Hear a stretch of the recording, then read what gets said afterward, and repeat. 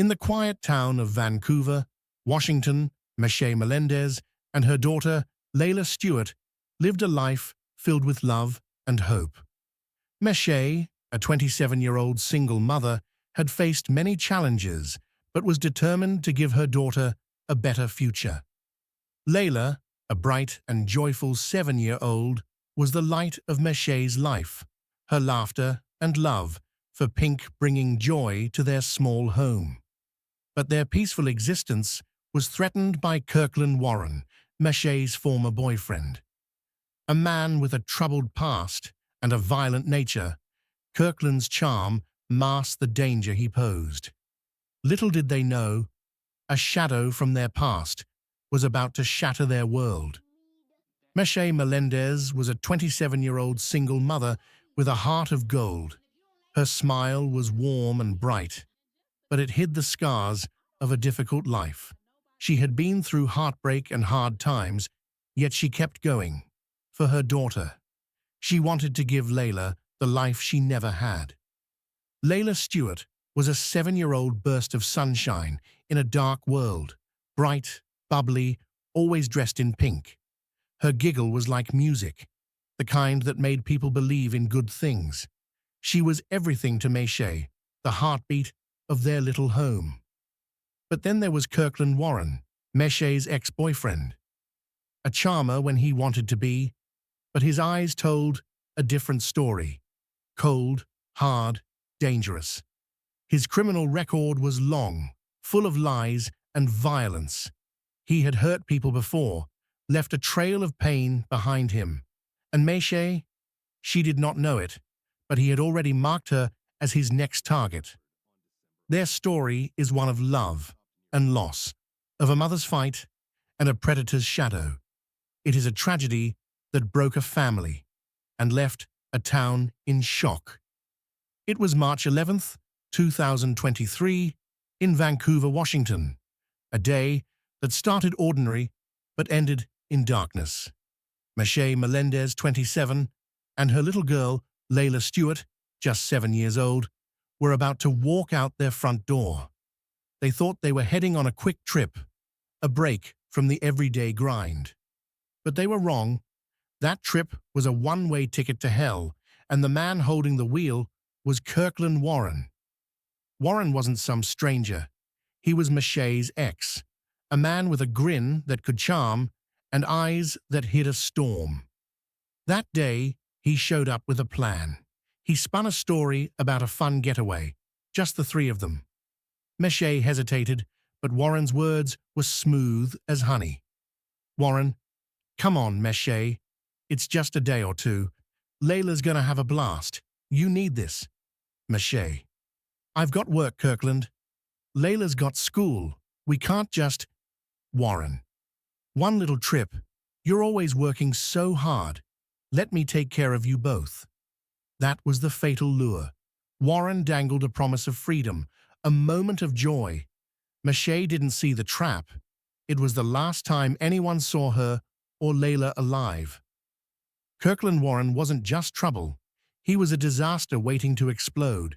His past screamed danger. Domestic violence charges piled up. He'd hurt Michelle before, left her scared and broken. In Arkansas, he faced a murder charge, accused of shooting a man dead and tossing his body aside. And there was a restraining order, ink still fresh, that he ignored like it was nothing. How was he still free? The system had failed, and Michelle paid the price. Everyone saw the red flags. Michelle's friends pleaded with her to cut him off. Her family saw the bruises, heard the threats. But Warren had a grip on her. Part fear, part hope that he'd change. He wouldn't. On March 11th, he drove them away in his burgundy Dodge Charger, and the world went quiet. Days dragged on, and silence took over. Michelle's phone stopped ringing. Layla's giggles faded. The house they left behind sat empty, a shell of what it once was. Michelle had told her mom, Nicole, they'd be back soon, but soon stretched into forever. Nicole, Michelle, honey, pick up. Please. Where are you? I'm scared. By March 18th, panic set in. Meshay's family hit the streets, taping up flyers, knocking on doors, calling out for any clue. Nicole felt the weight of it, the kind of dread that sinks into your bones. She stood in Meshay's room, holding Layla's pink teddy bear, tears falling hard. Nicole, I'm missing a whole part of me. My daughter, my granddaughter. I just want them home. But home was gone. Meshay and Layla had vanished, swallowed by a darkness no one saw coming. And somewhere out there, Warren knew the truth. On March 22nd, 2023, the quiet town of Vancouver, Washington, was shattered by a discovery that no one could have prepared for. A hiker, out for a peaceful walk near Washougal, stumbled upon something that would haunt him for the rest of his life. In a desolate patch of land, hidden among the trees and brush, lay two bodies, a mother cradling her child, as if trying to protect her even in death. The scene was a gut punch to the community, a stark reminder of the evil that can lurk in the shadows. The hiker's name was John. He'd walked that trail near Washougal 100 times, but that day felt different. The air was thick, the silence heavy. Something pulled him off the path, a gut feeling he couldn't shake. Then he saw it, a tiny, lifeless hand sticking out from behind a fallen log. His stomach dropped. He stepped closer, hoping it wasn't real. But there they were, Meshay Melendez and her little girl, Layla Stewart, lying in the dirt, cold and still. John, hiker, voice shaking. I couldn't move. I just stood there, staring. Meshay was holding Layla so tight, like she'd never let go. It broke me. I'll never unsee it. John's 911 call was a mess of panic and tears. Police swarmed the scene fast, their faces hard as they taped off the area. The news hit Vancouver like a tidal wave. Meshay and Layla had been missing for weeks, and now this. The town didn't just lose two people. They lost a piece of their heart. The crime scene was pure horror. Blood soaked the ground where Meshay and Layla lay, dark and ugly against the earth. Shell casings were scattered around, catching the light like they were mocking the tragedy. The cops moved quick, bagging every clue, knowing the killer was out there, maybe watching. But it wasn't just the scene that told the story. Warren's digital trail was a neon sign pointing straight to him. His phone was full of guilt. Texts asking buddies about lonely spots to bury a gun, searches for how to beat a murder rap and kill the only witness.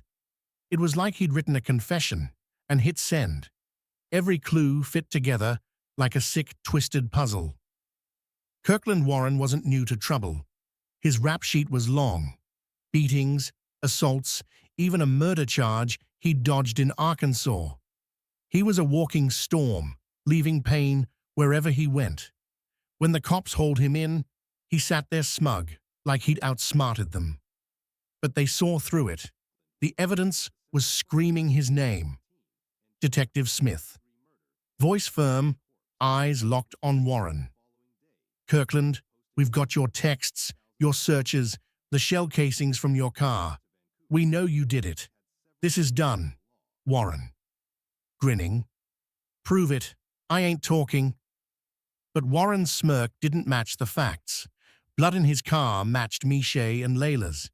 The shell casings, from a .22 pistol he owned, and the worst part, his DNA was on Layla, a detail so dark it turned stomachs. The cops didn't need his words. The proof was a mountain he couldn't climb. While the police built their case, the town mourned. Meshay and Layla weren't just victims. They were a mom and her kid, full of life until Warren snuffed it out.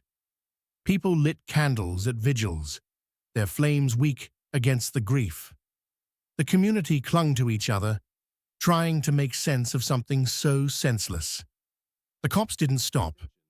They worked day and night, tracing Miche and Layla's last moments, desperate to lock Warren away for good. Every new clue was a step closer to justice, but it couldn't erase the pain of what had been lost. One question gnawed at everyone. Why? What pushed Warren to this? The answers were coming, but they'd only make the story hurt more. For now, the investigation rolled on, a heavy machine, fueled by evidence and rage, hunting a man who'd torn a family and a town apart.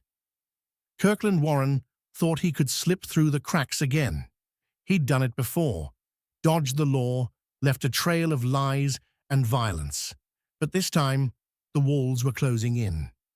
On March 23rd, 2023, police tracked him down to a rundown motel on the edge of Vancouver. He didn't run, he didn't fight, he just smirked, like he knew something they didn't. But the truth was, they had him. And this time, there was no way out. The interrogation room was cold, the kind of place where secrets came to die. Warren sat across from Detective Mark Reynolds, a man who'd seen too much, but still believed in justice. The fluorescent light buzzed overhead, casting shadows on Warren's face. He leaned back in his chair, arms crossed, eyes darting to the door every few seconds. "I didn't do it," Warren spat, his voice steady, but his fingers tapping nervously on the table. "You've got the wrong guy." Reynolds didn't flinch. He'd heard it all before. The lies, the deflections. But this case was different. This one cut deep. A mother and her little girl, gone in the worst way imaginable. He wasn't going to let Warren walk away. "You didn't do what, Kirkland?" Reynolds asked, his voice calm but sharp. "You didn't shoot Miche and Layla? You didn't dump their bodies like trash?" Warren's jaw tightened. "I said I didn't do it." Reynolds leaned forward, eyes locked on Warren's. "Then explain the evidence. Explain why your DNA was found on Layla's body. Explain why Miche's purse was in your car. Explain the texts you sent, asking for a place to hide a gun." Warren's smirk faded. He shifted in his seat, the chair creaking under his weight. "I don't know what you're talking about." But he did, and Reynolds knew it. The evidence was a noose tightening around Warren's neck. First, the DNA, irrefutable proof that he'd been with Layla in her final moments. Then, the purse, Miche's, stuffed under the seat of his Dodge Charger, her ID still inside. And the texts, sent to a friend, asking for a secluded spot to bury a gun. Each piece locked into place like a puzzle from hell. Reynolds slid a photo across the table. It was Miche and Layla, smiling, alive. "Look at them, Kirkland. Look at what you did." Warren glanced at the photo, then away. "I didn't—" "Stop lying," Reynolds snapped, his voice echoing off the walls. "We have your phone records. We have the shell casings from your car. We have witnesses who saw you with them that day. It's over." Warren's hands trembled. He ran a hand through his hair, his breath coming faster. "You don't understand. It wasn't supposed to happen like that." Reynolds leaned in, his voice softer now, almost gentle. "Then tell me what happened. Tell me the truth." For a long moment, Warren said nothing. The room was silent, except for the hum of the light. Then, like a dam breaking, he cracked. "It was an accident," he muttered, his voice barely a whisper. "Miche and I were arguing. She grabbed the gun. It went off." Reynolds didn't move. "And Layla?" Warren's eyes filled with something dark. Regret, maybe, or just fear. "She saw everything. She was screaming. I panicked. I couldn't let her tell anyone." The confession hung in the air like a poison. Reynolds felt sick, but he pressed on. "So you shot her too?" Warren nodded, his face crumpling. "I didn't mean to. It just happened."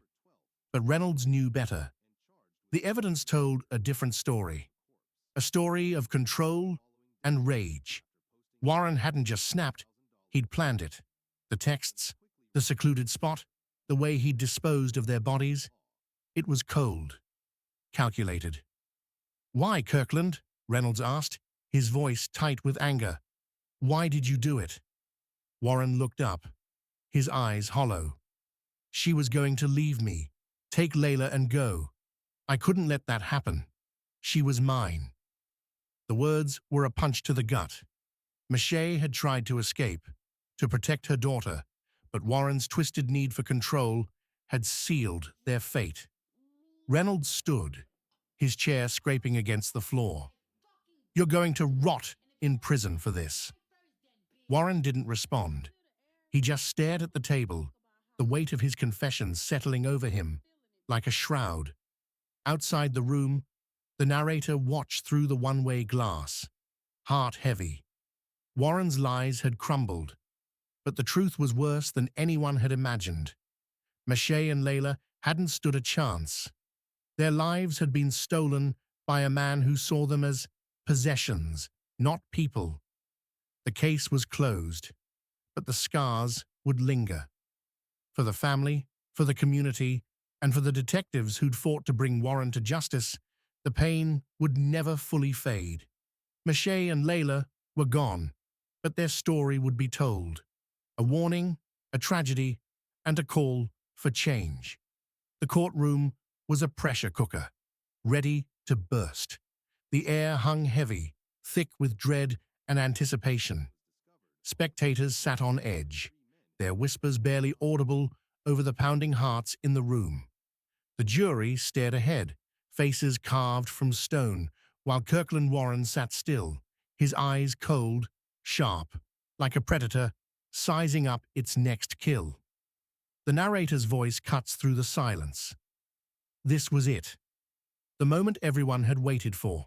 But justice? That was a word too fragile for what was coming.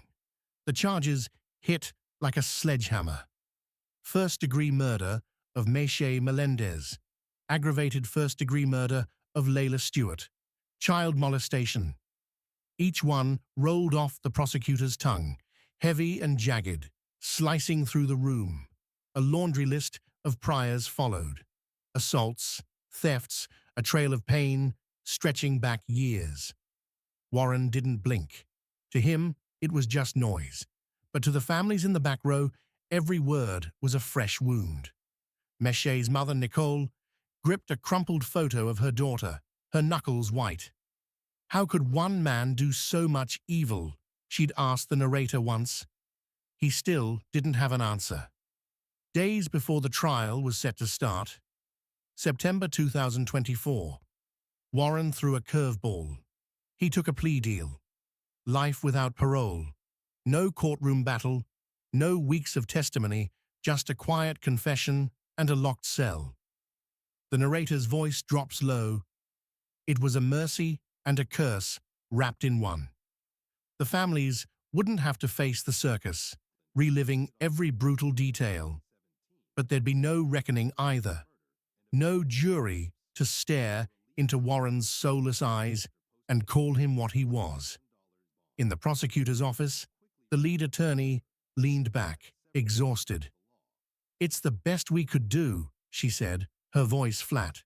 The crowd wept as she spoke. Friends shared stories, Mache's kindness, Layla's bright spirit. A young girl, no older than Layla, clutched a pink balloon, letting it go as the service ended. It floated high above, a fleeting symbol of a bond no bullet could break. But the beauty of the moment couldn't erase the pain.